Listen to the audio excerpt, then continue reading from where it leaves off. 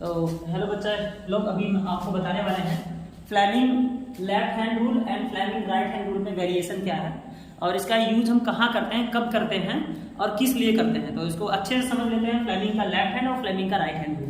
ठीक है, तो सबसे पहले हम अगर फ्लेमिंग के लेफ्ट हैंड रूल की बात करें तो फ्लेमिंग के लेफ्ट हैंड रूल में अपनी अंगुलियों को इस तरह से हमें सेपरेट करना है, मतलब तीनों उंगलियां एक दूसरे से परपेंडिकुलर होनी चाहिए। तो हम सबसे पहले अपने फ्लेमिंग का लेफ्ट हैंड मतलब अपना लेफ्ट वाला हाथ लेंगे। तो लेफ्ट वाले हाथ में ये वाली उंगली जो होगी फोर फिंगर वो डायरेक्शन ऑफ मैग्नेटिक फील्ड को दिखा रहा होगा, और उसके बाद में ये जो करंट होगा, करंट हमारा ये middle finger direction of current को बता रहा होगा। तो जो फोर्स का डायरेक्शन होगा, फोर्स का मतलब कंडक्टर पे जो फोर्स का डायरेक्शन होगा वो हमारा थंब बता रहा होगा। तो फ्लेमिंग के रूल में हम फ्लेमिंग का लॉ कब लगाते हैं इसके बारे में जानेंगे। तो फ्लेमिंग का लॉ हम कब लगाते हैं, जब हमें करंट से क्या बनाना होता है, मैग्नेट बनाना होता है। करंट से मैग्नेटिक फील्ड जब करंट से मैग्नेटिक फील्ड बनाना होता है तो वहां पे हम फ्लेमिंग का लेफ्ट हैंड रूल इस्तेमाल कर रहे होते हैं। एक्चुअल में फ्लेमिंग का लेफ्ट हैंड रूल अगर पूछा जाए तो कहाँ इस्तेमाल होता है, तो एक्चुअल मीनिंग यही है कि जब हम करंट से मैग्नेटिक फील्ड बनाते हैं और मैग्नेटिक फील्ड जब बना देते हैं तो कोई भी कंडक्टर जब मैग्नेटिक फील्ड में रखा होता है, कोई भी कंडक्टर जब मैग्नेटिक फील्ड में रखा गया होता है तो उस पर क्या लगता है, एक फोर्स लगता है। और उस फोर्स के डायरेक्शन को बताने के लिए, जबकि कंडक्टर में करंट फ्लो कर रहा हो, कंडक्टर हमारा करंट कैरिंग कंडक्टर होना चाहिए, करंट को ढोने वाला कंडक्टर होना चाहिए। तो अगर कंडक्टर हमारा करंट को ढोने वाला है और वो कहाँ रखा गया है, मैग्नेटिक फील्ड में रखा गया है, या अच्छा मैग्नेटिक फील्ड बनता भी इसी रीजन से है कि अगर करंट कंडक्टर में फ्लो कर रहा है तो मैग्नेटिक फील्ड भी उसमें बनेगा, और उसके मैग्नेटिक फील्ड में कंडक्टर या तो रख दिया जाए या तो करंट में जो मैग्नेटिक फील्ड बना है उसके डायरेक्शन को पता करने के लिए हम फ्लेमिंग का लेफ्ट हैंड रूल पता करते हैं। ठीक है ना, मैग्नेटिक फील्ड के डायरेक्शन को पता करने के लिए हम राइट हैंड कर्ल रूल का इस्तेमाल कर रहे होते हैं। ठीक है ना, अभी हम बात कर लेते हैं राइट हैंड कर्ल रूल। तो कर्ल रूल में क्या होता है कि जैसे ये कंडक्टर में करंट फ्लो कर रहा है तो इसके सराउंडिंग में मैग्नेटिक फील्ड बन जाता है, करंट के सराउंडिंग में मैग्नेटिक फील्ड बन जाता है। तो यहाँ पे हम अपना राइट हैंड लेंगे और अंगूठे को इसके डायरेक्शन में फिक्स करेंगे, तो अंगुलियां जो इसके लिपटती हुई ऐसे बाहर निकल रही हैं वो हमारा क्या होता है, वो हमारा होता है मैग्नेटिक फील्ड का डायरेक्शन। तो मैग्नेटिक फील्ड के डायरेक्शन को पता करने के लिए राइट हैंड कर्ल रूल का इस्तेमाल कर रहे होते हैं। मैग्नेटिक फील्ड के डायरेक्शन को पता करने के लिए राइट हैंड कर्ल रूल का इस्तेमाल कर रहे होते हैं। और बिल्कुल ये इसी तरह से होता है, अगर ये ब्लैक वाला जो कैप है इसके करंट को डायरेक्शन को माने तो अपने राइट हैंड के अंगूठे को करंट के डायरेक्शन में फिक्स करो और अंगुलियां जो इस तरह से लिपटेंगी वही हमारा मैग्नेटिक फील्ड का डायरेक्शन होगा। तो मैग्नेटिक फील्ड का डायरेक्शन अगर हमें करंट नीचे ले लें तो मैग्नेटिक फील्ड का डायरेक्शन ऐसे होगा। ठीक है ना, बाहर से अंदर से बाहर निकलती हुई। ठीक है ना, तो हमने राइट हैंड कर्ल रूल का इस्तेमाल मैग्नेटिक फील्ड के डायरेक्शन के लिए इस्तेमाल कर रहे होते हैं, जबकि फ्लेमिंग का लेफ्ट हैंड रूल हम करंट से जब भी कोई मैग्नेट मतलब करंट कैरिंग कॉइल कहाँ रखा गया हो, मैग्नेटिक फील्ड में। ठीक है ना, करंट कैरिंग कॉइल कहाँ रखा गया हो, करंट कैरिंग कॉइल। ठीक है, एक minute, current carrying coil in the magnetic field. तो जब भी कोई current carrying coil magnetic field में रखा जाएगा तो उस पे एक फोर्स लगता है, एक लॉरेंज फोर्स, उसको एक्चुअल में लॉरेंज फोर्स कहते हैं, बट मैं यहाँ पे सिंपल हम फोर्स की बात करेंगे।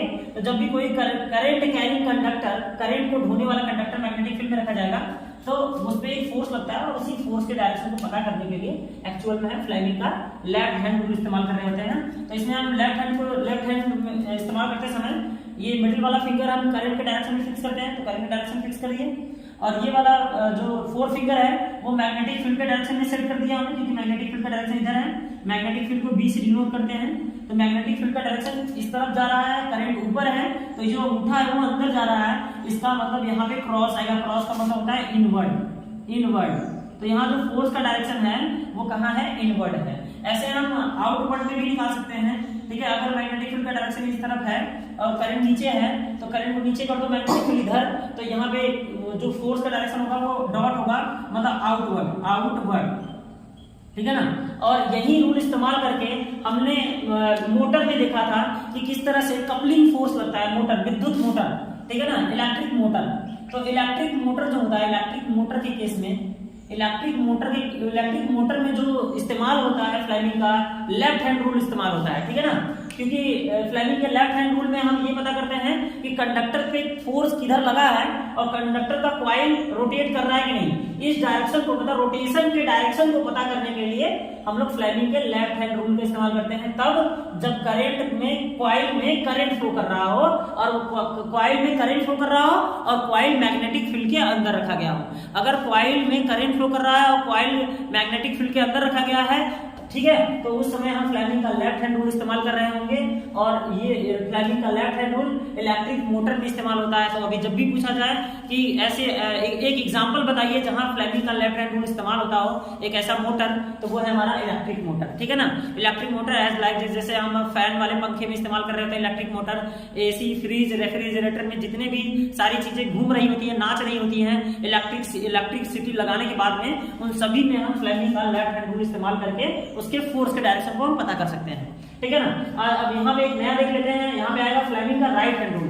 अब यहाँ पे बात आती है कि फ्लेमिंग का राइट हैंड रूल कब इस्तेमाल किया जाता है, तो फ्लेमिंग का राइट हैंड रूल जनरेटर में इस्तेमाल किया जाता है, जनरेटर। तो हम सबसे पहले इसका एग्जांपल फ्लेमिंग का लेफ्ट हैंड रूल कहाँ इस्तेमाल किया जाता है, तो जनरेटर में इस्तेमाल किया जाता है, जनरेटर, ठीक है ना।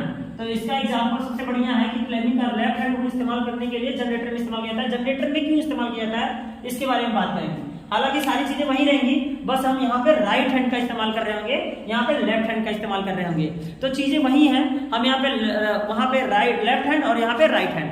तो यहाँ पे देखेंगे ये जो अंगूठा है वो तो हमेशा फोर्स का ही डायरेक्शन बता रहा होगा और ये मिडिल फिंगर करंट के डायरेक्शन को, और ये जो फोर फिंगर ये दिखा रहा होगा मैग्नेटिक फील्ड के डायरेक्शन को। तो ये मैग्नेट इस तरह से हम राइट हैंड का इस्तेमाल करके जनरेटर में हम लगाएंगे, ठीक है ना।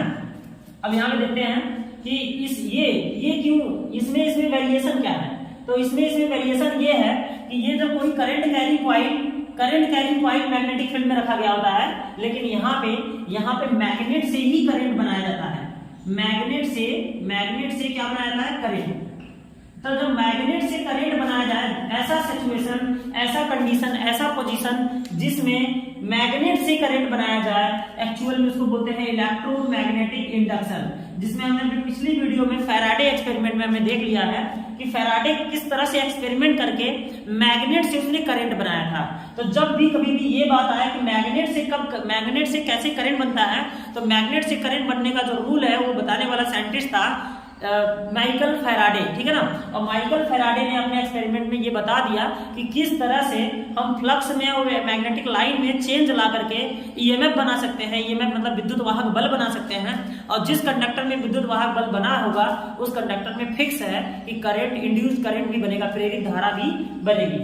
तो हम फ्लेमिंग का राइट हैंड रूल कब इस्तेमाल करेंगे, जब मैग्नेट से करंट वाली बात आएगी, तब मैग्नेट से करंट। और हम कहेंगे फ्लेमिंग का लेफ्ट हैंड कब इस्तेमाल करेंगे, तो जब हम करंट से मैग्नेट बनाने वाला बात कर रहे होते हैं, करंट से मैग्नेट बनाने वाली बात में हम फ्लेमिंग का लेफ्ट हैंड रूल इस्तेमाल कर रहे होते हैं, और मैग्नेट से करंट बनाने वाले रूल में हम फ्लेमिंग का राइट हैंड इस्तेमाल कर रहे होते हैं। मतलब जनरेटर से क्या होता है, तो जनरेटर में चुंबक लगे होते हैं और चुंबक को रोटेट करा के चुंबक में मोशन ला करके हम क्या बना देते हैं, करंट बना देते हैं। तो हम मैग्नेट से अगर करंट बना रहे हैं तो फ्लेमिंग का राइट हैंड रूल इस्तेमाल कर रहे हैं। एक्चुअल में जनरेटर है इसका एग्जांपल। तो फ्लेमिंग का राइट हैंड जनरेटर के लिए और फ्लेमिंग का लेफ्ट हैंड मोटर के लिए इस्तेमाल होता है, ठीक है ना। एक बार फिर से देख लेंगे, जब मैग्नेट से करंट बनाने वाली बात आती है तो वहां पे फ्लेमिंग का राइट हैंड रूल इस्तेमाल करेंगे, ठीक है ना। और जब हम किसी करंट कैरिंग कॉइल को किसी मैग्नेटिक फील्ड में रख दें, मतलब करंट खुद ही है वहां पे, तो उस समय करंट पहले ही उपस्थित है, करंट की जरूरत हमें नहीं है, तो वहां पे हम फ्लेमिंग का लेफ्ट हैंड रूल इस्तेमाल कर रहे होंगे, ठीक है। और इसका बढ़िया एग्जांपल है कि इलेक्ट्रोमैग्नेटिक इंडक्शन में यूज हो रहा होता है फ्लेमिंग का राइट हैंड रूल, और इसका एग्जांपल ये भी है कि फ्लेमिंग का लेफ्ट हैंड रूल जनरेटर के लिए इस्तेमाल होता है, ठीक है। तो एक मस्त तरीके से आप इसे नोट कर लेंगे।